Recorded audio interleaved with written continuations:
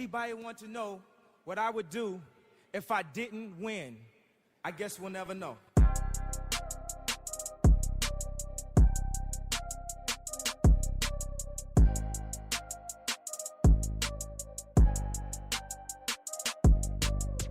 Imagine making a difference. No, imagine being the difference. The difference between I can't and I can, or I won't and I will.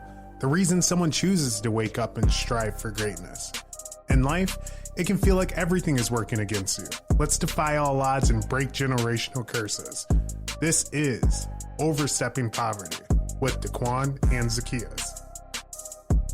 Welcome back to Overstepping Poverty, the podcast that provides you with tips, tricks, and hacks in overstepping poverty.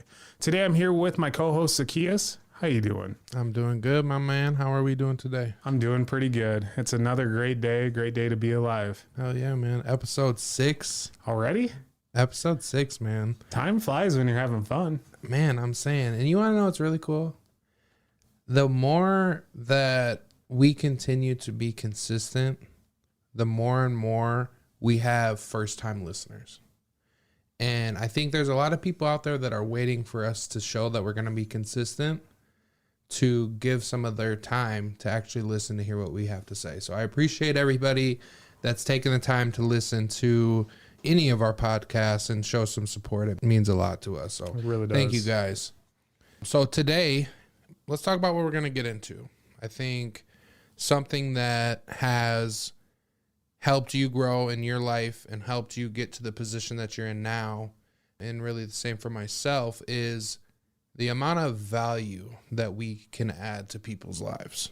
Whether that's for you and helping people get into a new car, whether that's for me helping people buy a house for the first time or repeat home buyer, but also other things. The amount of effort we put into the relationships around us and the little things that we can do to help people grow can go a long way. So we're going to dive into adding value to others.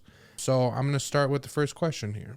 How can adding value to others help people build deeper relationships and more meaningful relationships, both personally and professionally? Yeah. Here's what I know. When someone's adding value, it means that they're typically taking time and effort into not only themselves, but into others. When they're trying to add value to a relationship, that means they have to give them their full selves to that person or persons to really add anything to it. Okay. So imagine being with someone and you're present with them and they're telling you a story and it's something that's just super meaningful. Yeah. And it's something that's deep down from their heart. And the only thing that you can say and respond to them is, oh yeah, yep. Most of those times it's because people aren't really listening to what you're saying. What they're really trying to listen to is, how can I respond to this? Right. Now, one thing I know is that if someone's trying to add value, they're present. Not only present there in the moment, but present there emotionally, mentally. Doing that and just being present at all times, it's going to help you as far as build meaningful relationships, as well as it's going to help professionally build those as well. Yeah. I have one of my favorite examples of this is a good buddy of both of ours, Omar, that we met through networking and kind of getting around like-minded individuals. And he's somebody who has a brand called Always Adding Value. I wear his bracelet that says that every single day. And the reason that I do that is because I love everything that it stands for. And not only is he somebody that is pushing adding value, he actually is adding value. And it was months after we had ever gotten together again, and he had reached out to me. I was young into my career as a mortgage lender, and he was like, hey, I see that you're doing videos. I'd like to come help you with that. I don't want any money for it. I just want to provide value. And at the time, that was awesome. I was, like I said, younger into the career. I hadn't made a ton of money yet or anything like that, and just somebody wanting to come in and help my business out gave me a ton of respect for him. And at the same time, it made me want to add value back to him. And fast forward a few months after he came into our office and helped me with the video, our marketing person decided to take a new position. And he was the first person I thought of. And with that, I go to the branch manager, Josh, and kind of put in his ear, hey, we got a guy. I have a guy that I know that I've met that's helped me. In fact, I wear this bracelet all the time, yada, yada, yada. He ended up getting a position with us now. So he's now working with us at Cross Country Mortgage. And that just shows that adding value, although you might not be getting paid for it right away, it can pay you a lot more in the long run in having that longer mindset as well. Absolutely. What he did is he gave his time. And during that time that he was giving his time, he wasn't receiving anything besides gratitude, because he does a great job at what he does. He definitely adds value into any room or any event. Down the road, what's really nice about that is that time ended up turning into money. I mean, now he has a job and whatnot, and he may not have went there looking for a job, but that job found him. And that's really nice that's the nice thing about adding value, because at some point in time, it's going to give back.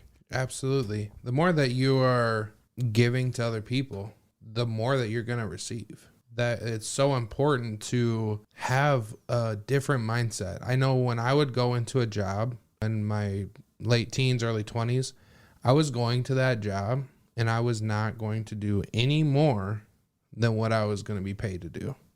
And that was my mindset. And it didn't click for me until really close to the age that I am now, that those people that are getting promotions and those people that are moving up, they're doing more than they need to do. They're doing more than the bare minimum. And when you can have the mindset of thinking, okay, I'm maybe not getting paid what I want for this right now, but eventually the hard work is going to pay off. People are going to notice that I'm doing more and adding more value than somebody that's coming in to do the bare minimum. And that's something for me where I had to take a look at that and really learn from it, because I never had that mindset. And I think it really stunted my growth for a long time. Absolutely. And so that actually leads us into my next question that we have for us. And it's kind of like what I was speaking about earlier, and then just being present and listening. And that question is, how can you use empathy and active listening skills to better understand the needs and wants of others and provide meaningful solutions that add value to their lives? I really like this question because it's something that I'm able to use very, very often in my profession. When you are in sales or you are an entrepreneur and your job is to gain clients, sell a product, build relationships, like you have to be able to communicate in more ways than just verbally, right?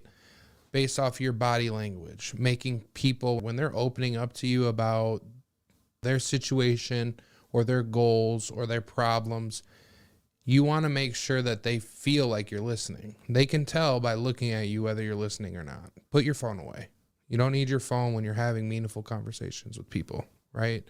And really take into consideration what it would feel like if you were in their position. How would you want to be helped? And I think that's really what empathy is understanding how somebody may be feeling and really validating that, even if you don't have to say it verbally. Again, this can go back to stuff we've talked about in the past about how you make people feel. They can definitely tell when you're listening. And then at the same time, active listening is asking deeper questions. When somebody is giving you a rundown of what they're looking to do or, again, their problems, it's always good to follow up whatever they're talking about with another question to dig a little deeper, because automatically when you do that, it's going to make people feel like you're actually listening, because you're actually responding with a question on, if somebody's talking about, hey, I went on a vacation, I loved it. Oh, what did you do? Oh, we got to go whale watching. What did you like most about that? Stuff like that, where you're not surface level, you're getting a little deeper, you're not brushing it off. So that's how I think it can help provide value, because when you're gathering all of that information, you're able to find out where you fit in. If you can't find where you fit in, it's okay to ask them, hey, how can I add value to you? How can I make your life easier? You know what I mean? Yep. So yeah, what do you think? Mine is going to be kind of like in your personal relationships and the groups that you're in. One thing that I notice about myself is, like, whenever someone comes to me with a problem, typically, like, I need a nod of approval for when it's time for me to talk. Like, Because at that point in time, I just want to hear exactly what's going on. And most times when someone comes to you with a problem, they just need someone to listen. They don't need someone to respond to them on what they're saying or anything like that. They want you to really just hear the issues that they're going through. Now, when it's time for you to respond, I don't usually just give like just one word answers or little sentences of, oh, wow, maybe you should fix that. Instead, I'm like, well, here's a good solution. I've heard exactly the problems that you're going through and whatnot. And during this time of me listening, I was able to actually think of something that might actually help you, because it kind of relates to me as well. Because I mean, if you have a problem and you're in my friend group and you're in my inner circle, if you're being affected by something, that means I'm being affected by something as well. Because if you're not at the top of your game, or if you're not ready to add value to other people or anything like that, then I feel like I need to be there to help you. I like that. Okay, so I kind of want to dig a little deeper even into that. I know there's kind of a different preferences on it, but when you are talking with somebody and you're listening to some of the things that they're going through, it can be easy to relate them to things into your life. And I think most times it's to have the other person know that you understand really something of what they're going through, right? On the other hand, I feel like sometimes people can take that the wrong way and think that you're only wanting to talk about yourself. How can you be careful, or how can you make sure that when you are kind of relating someone's situation to what you're going through, how can you make sure that they're not taking that the wrong way? Really, it's going to come down to what you're saying. So typically when I'm speaking with someone and they do have like issues, instead of me just saying like, I can relate with that, or I get that, I say, I understand. Okay. Okay. And instead of saying, oh, I absolutely know how you feel, I know exactly how you're feeling here, I understand how you feel. And the reason that I do that is because, one, I mean, most of the times I've probably been in the same situation that you've been in. And if I haven't, you just told me, I listened to you so like full and intent that I could understand. I really could. And that's what your active listening is. I understand that some people typically get like really like, hey, listen, this is not about you. This isn't about you. But that also goes back to where most of the times when I am listening, I'm just active listening and I want them to say exactly what they need to say. And then usually someone's going to give some type of gesture, Right. or they're going to say something as far as like, okay, you know, and I want to know your opinion on that after that. What about you?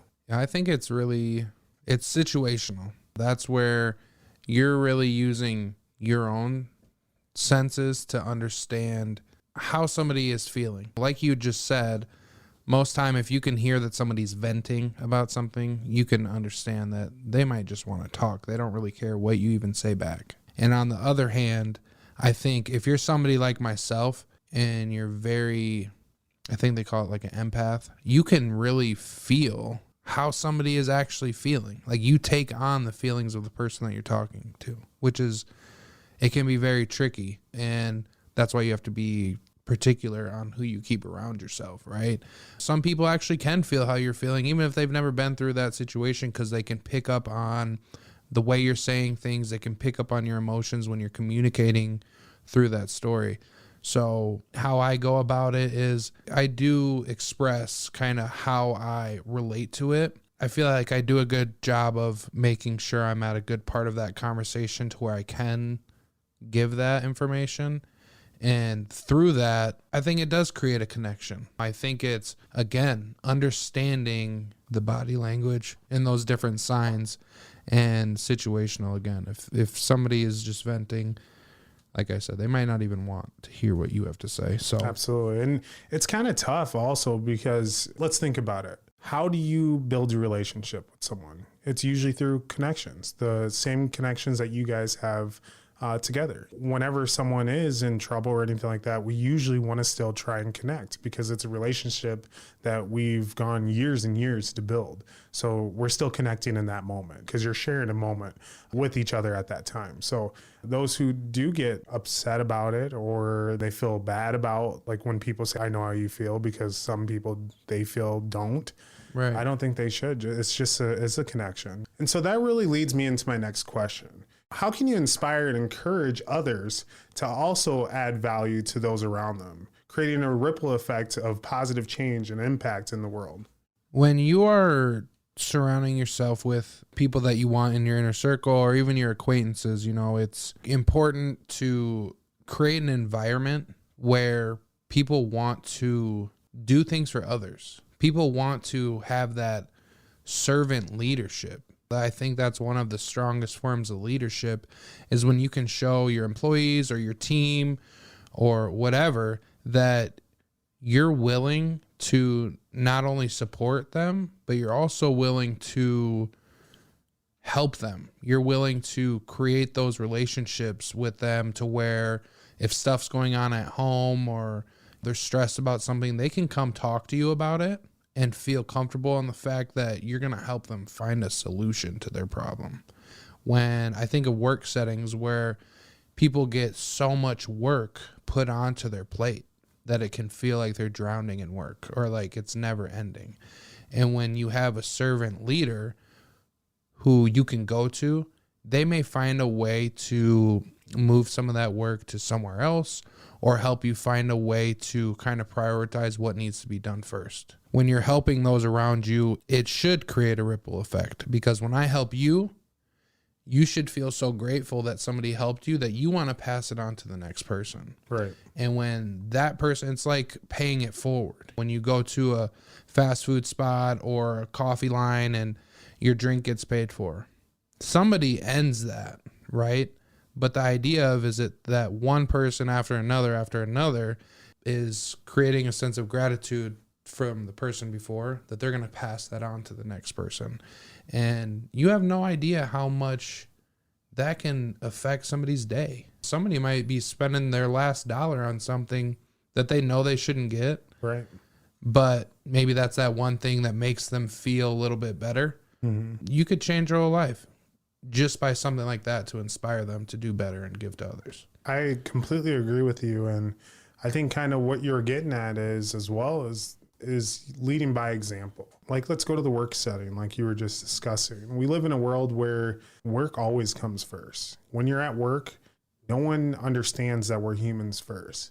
When we're there, they think, okay, listen, I need to get $1. That's what I'm here to do. That's my main objective. And we're humans first. And so say at work, someone does come to you with an issue or a problem or anything like that. I mean, they're so shut down and just cut off that they don't want to actually sit and actively listen to those issues because they're not getting paid for it. Right. It's and very I don't like level. that. I don't like that at all.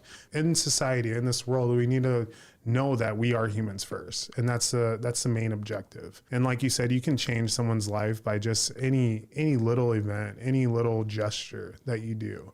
And I know one thing is it makes me feel great when I do those things. So I can only imagine how other people feel as well. Just leading by example, just making sure that at any given situation that you're in, whether it's you're in leadership or you're trying to get to leadership, you're always being positive and you're leading by that example. If you want to add value, add the value, and guess what someone else is going to do? They're going to add value to the group as well. Really, that's how you build an inner circle too.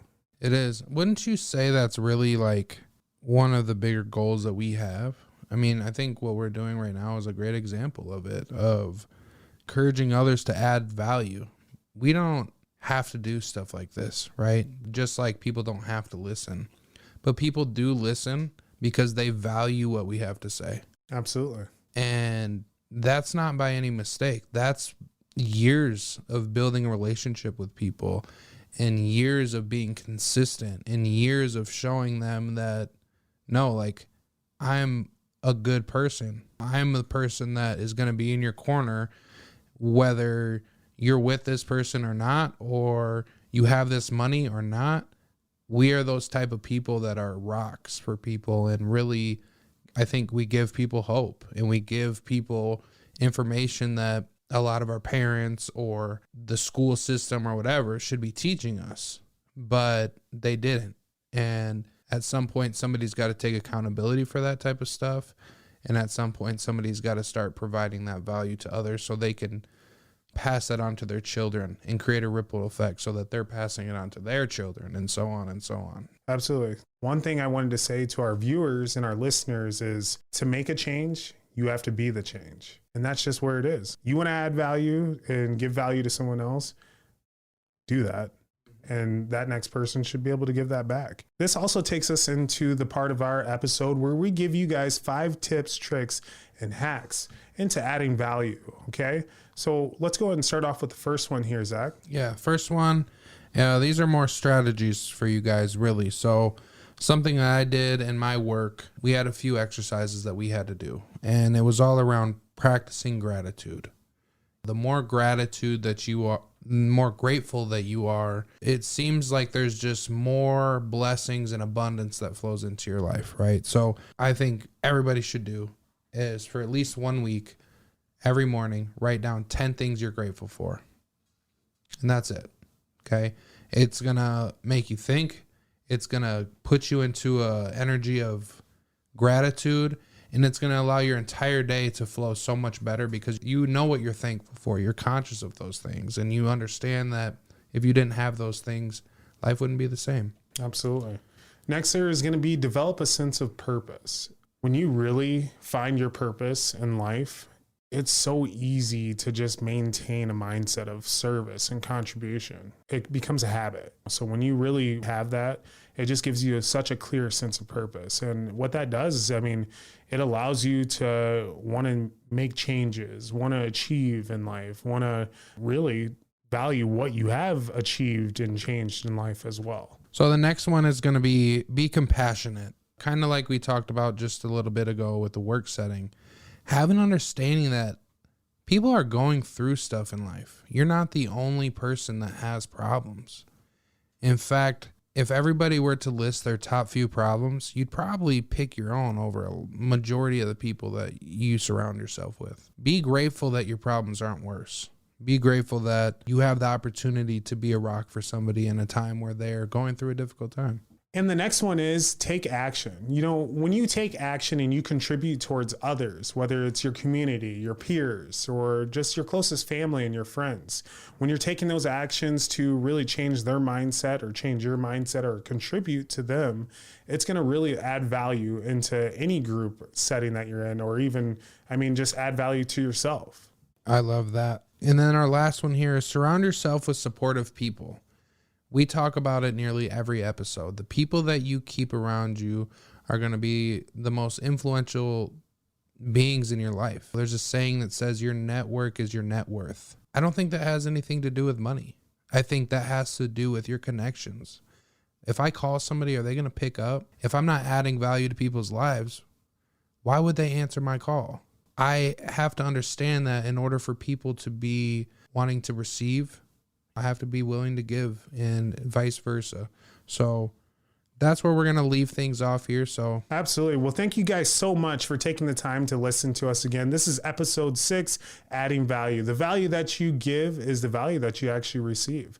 So we appreciate your guys' time here. Again, my name's Daquan Brooks. And Zachaeus Shaw signing off, baby. Yes, we'll see you guys next time. Thanks for tuning in to another episode of Overstepping Poverty. We hope you found this week's discussion informative and thought-provoking. We know that tackling poverty is a complex issue, but by working together and understanding the root causes, we can make progress towards creating a more equitable society. If you enjoyed this episode, please share it with your friends and family, and don't forget to subscribe to our show. Until next time, let's take the next steps in overstepping poverty.